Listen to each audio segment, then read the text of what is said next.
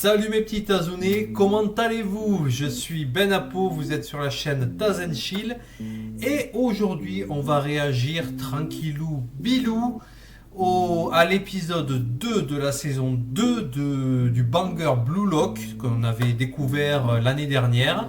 Un animé basé sur le football mais pas trop à la Olive et Tom où il y a une synergie entre les joueurs où le ballon est ton meilleur ami et ton ami aussi fait la passe, vas-y on marque ensemble et on a gagné comme disait le générique.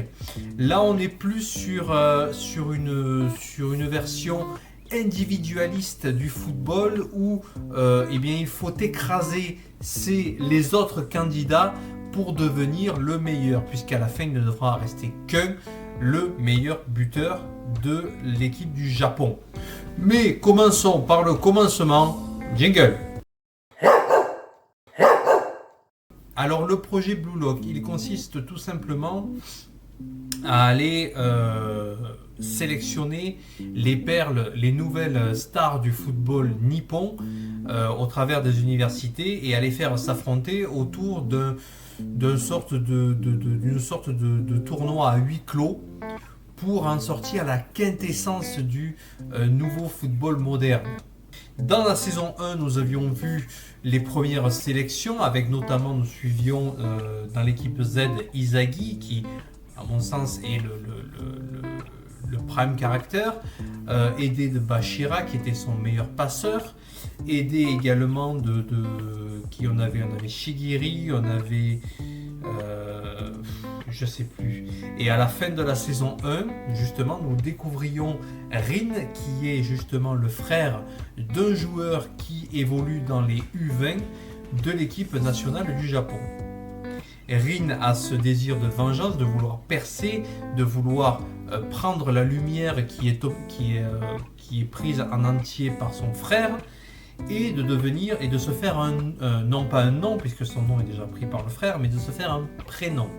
Dans la saison 2, l'épisode d'avant qui était très intéressant, nous avions un petit peu le top 35, je crois, 36, ils sont 35. Je dis peut-être une bêtise.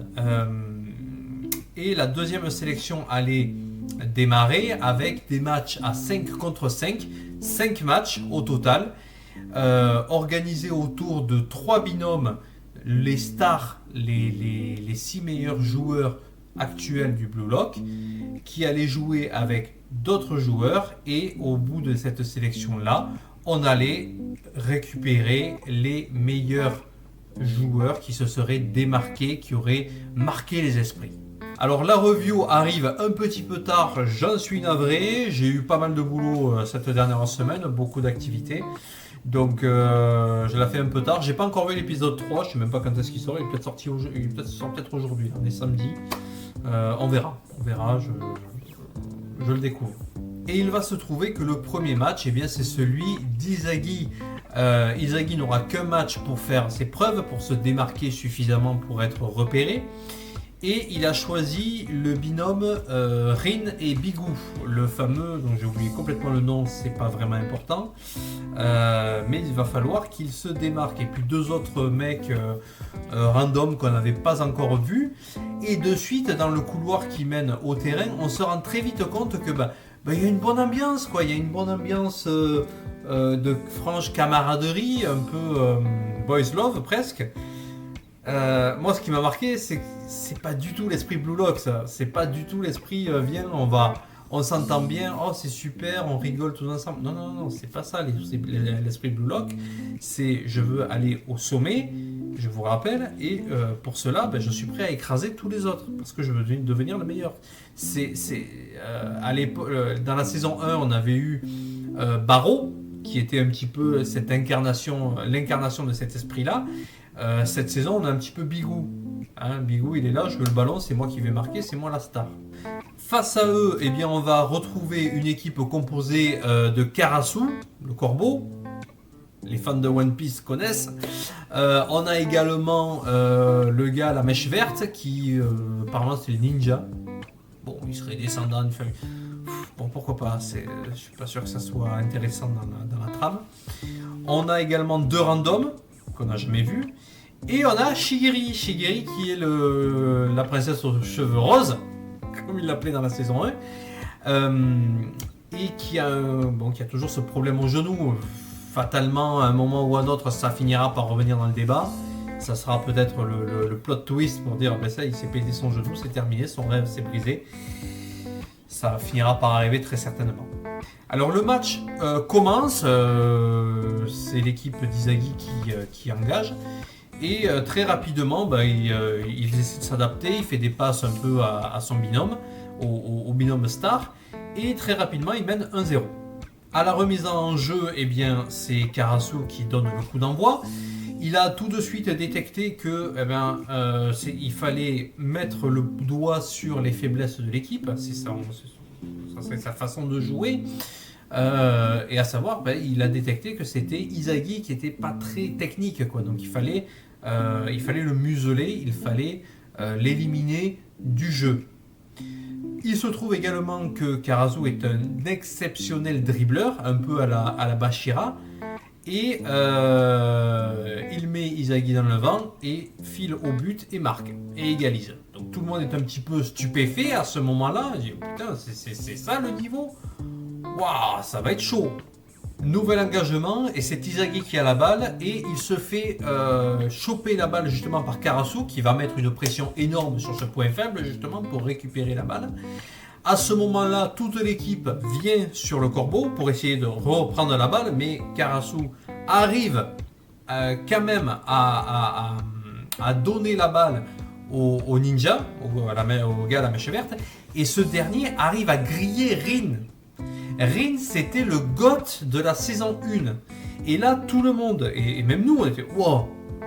On voit le ninja mettre un vent à Rin. Donc toute l'équipe commence à se dire waouh, là il y a un gros doute. Là il y a un gros doute. Est-ce que on va pas se faire marcher dessus? Est-ce qu'on va pas se faire maltraiter? Donc gros doute à ce moment-là et ça fait 1-2 pour l'équipe Karasu Ninja. On les appellera plus tard l'assassin et le ninja. Bref. Nouvel engagement et puisque Izagi est pris au collier par Karasu, eh bien Rin et Bigu vont essayer de jouer avec l'un des deux randoms qui s'appelle Iori, qui a les cheveux bleus. Iori arrive un petit peu à se débrouiller. C'est pas un passeur exceptionnel, il n'a pas de talent particulier apparemment, mais il a cet avantage-là d'être disponible. Donc pour faire des passes, des 1-2, des choses comme ça, ça va très bien pour le binôme en action, à tel point qu'Izagi lui-même se dit mais merde, il est moins bon que moi, mais il arrive à se démerder tout seul parce qu'il n'est pas marqué par l'autre taré. Il va me passer devant, il va marquer un peu plus ses esprits que moi, il va faire des passes D quoi. Et ce qui se passe au final, c'est que Rin arrive dans la surface de réparation et eh bien un petit peu comme à l'instar de la saison 1 dans laquelle il avait provoqué la chance. Donc il y avait tout un épisode, tout un monologue dans lequel il expliquait que oui, j'ai eu un coup de chance, mais cette chance-là, je l'ai provoquée en me mettant à un endroit où la balle pouvait potentiellement arriver. J'étais là au bon endroit, au bon moment. C'est un coup de bol, mais ce bol-là, je l'ai provoqué. Eh bien, qu'est-ce qu'il a fait? Il a fait exactement la même chose. Il a tiré en anticipant que peut-être le défenseur se décalerait. Bingo, le défenseur s'est décalé avec un appel de balle de je sais plus qui, d'un autre mec. Il a tiré, il a marqué. Waouh. Coup de bol, mais ça marche. Suite à l'égalisation, eh bien, c'est à Chigiri de se mettre en avant avec une longue course, dans laquelle il va mettre dans le vent Izagi. Passe D pour le ninja, ça fait 3-2. À ce moment-là, Izagi est vraiment très mal, il commence à douter. Parce que non seulement il y a Iori de son équipe qui lui passe devant, même il y a Chigiri maintenant qui lui passe devant, qui fait ses preuves un petit peu, qui se met en avant. Et alors, dans la saison 2, pour le moment, on n'est plus dans le cas où tu faisais ton match et à la fin du match, eh bien, tu savais oui ou non si tu étais jeté. Là, il va se passer 5 matchs et ce n'est qu'à l'issue des 5 matchs que l'on va déterminer qui va passer à l'étape supérieure. Tu comprends? Et encore une fois, j'en avais parlé dans l'épisode 1, on ne sait pas combien de joueurs vont passer cette étape. On sait que c'est pour jouer un match contre les U20 nationaux du Japon, mais on ne sait pas si ça sera un match à 5 contre 5, à 11 contre 11, très certainement. 11 contre 11, ok, mais est-ce qu'il y aura des remplaçants? On ne le sait pas encore. Donc il y a un peu cette pression-là, il y a un peu ce suspense-là de se dire, merde, on est 35, est-ce qu'on finira par être 11? C'est-à-dire, il y en a 1 sur 3 qui sera pris, il y en a 2 sur 3 qui vont déblayer, ou bien si on sera plutôt dans les 15, 16, 17, avec des remplaçants, et dans ce cas-là, il y en a 1 sur 2 quand même qui va déblayer. On ne le sait pas. Bref, le match continue. On a une intéressante contre-attaque de Bigou et de Rin qui se gênent. Parce que les deux voulaient à ce point marquer qu'ils ont fini par se gêner. Ils voulaient récupérer la balle à tout prix. Et Karasu récupère la balle, file en contre-attaque et marque. C'est le contre Uno, 4-2. Et là, tu commences à avoir les miquettes parce que tu te dis... mec, ils n'ont plus qu'un but à marquer et c'est terminé. Et à la fois le mec avec le bandeau dans l'équipe d'Izaghi qu'on n'a pas vu, on n'a pas vu du tout de cet épisode-là, et à la fois Izaghi qui n'a, à part sur la première action, n'a rien fait. Et ben, les mecs commencent à flipper un peu leur race, à ce point que Izaghi, on a sa petite introspection, il commence à réfléchir un petit peu, il se dit mais merde, on est mal barré. Moi, j'arrive à rien faire et il faut que je trouve une solution pour pouvoir me sortir de là. Et l'épisode se termine avec son épiphanie, son idée. Il se dit c'est bon, j'ai trouvé. Mais on ne sait pas ce que c'est. Alors, qu'est-ce que ça peut être? Ça peut être tout simplement, on sait que Izaghi, il est marqué à la culotte par Karasu. Il ne peut pas développer son jeu. Pourquoi? Parce que Karasu, lui, son kiff, c'est de mettre la pression sur la faiblesse de l'équipe adverse. Faiblesse qui, pour le moment, est incarnée par Izaghi. Et bien, la seule façon pour Izaghi de se détacher de Karasu, de l'emprise de Karasu, c'est de faire en sorte que la faiblesse de son équipe change de joueur et que Karasu se focus sur un autre joueur. Vous voyez ce que je veux dire?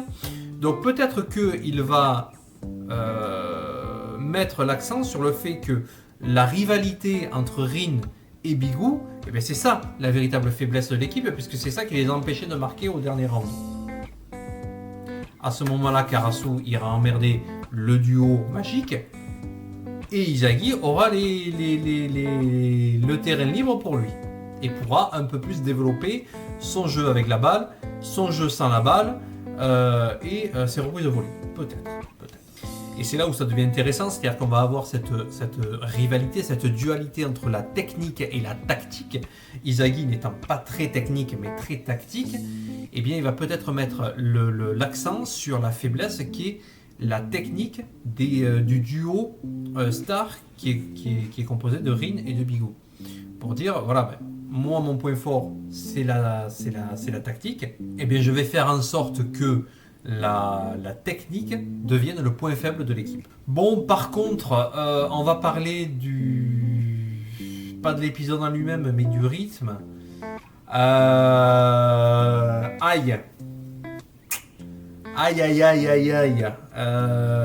L'épisode 2, en fait, j'ai envie de te dire qu'il n'y a rien de nouveau sous le soleil, quoi. Tu prends le match, le dernier match de la saison 1 et ce match-là. Bon, t'as deux équipes qui se font face, qui courent, ils marquent des buts à droite à gauche. Il n'y a rien de nouveau sous le soleil. Autant l'épisode 1 était intéressant dans son scénario, dans ses péripéties, dans sa nouveauté, autant là, il n'y a rien de neuf, quoi. L'animation, elle est bateau, elle est standard, elle est bonne, je dis pas le contraire. ils ont fait du bon taf. Mais il n'y a pas de c'est pas une masterclass quoi. C'est un épisode très. Il a rien d'exceptionnel. Il a rien d'exceptionnel si ce n'est que voilà, tu vois des personnages nouveaux. Alors personnages nouveaux, oui, on en a 4 finalement, des personnages nouveaux qu'on n'avait pas vus, hormis ceux hormis les binômes stars. Bon, le mec au bandana qu'on a vu dans l'épisode, au début d'épisode, on l'a pas vu sur le terrain. On l'a pas vu, on est à 4-2, il va peut-être falloir se bouger les miches, hein, parce que c'est ça qui va faire que l'équipe d'Izagi va remonter la pente. Je sais pas, mais je suis assez inquiet, quoi. J'espère que l'épisode 3 sera mieux. Voilà pour ce que j'avais à dire sur cet épisode 2 de la saison 2 de l'anime Blue Lock, visible sur Crunchyroll cette saison. J'attends de voir l'épisode 3, on va voir. J'espère que je reviendrai vers vous dans la prochaine vidéo et je vous dirai « Ah, mea culpa !» Mea culpa. Ok, désolé d'avoir douté. Pardon. Mais encore une fois, il va falloir qu'Izagi muscle son jeu, parce qu'il va au devant de très grosses déconvenues. Pouce bleu si tu as la ref. Oui. Bon, en attendant, vous vous abonnez, bien évidemment, pour avoir d'autres vidéos de Blue Lock, mais également pour être averti des autres vidéos, des réactions live sur One Piece, et puis un peu de gaming, un peu de streaming, voilà, tout ça. On se retrouve très prochainement, et puis à bientôt, prenez soin de vous, et à bientôt sur Taz & Chill. Ciao.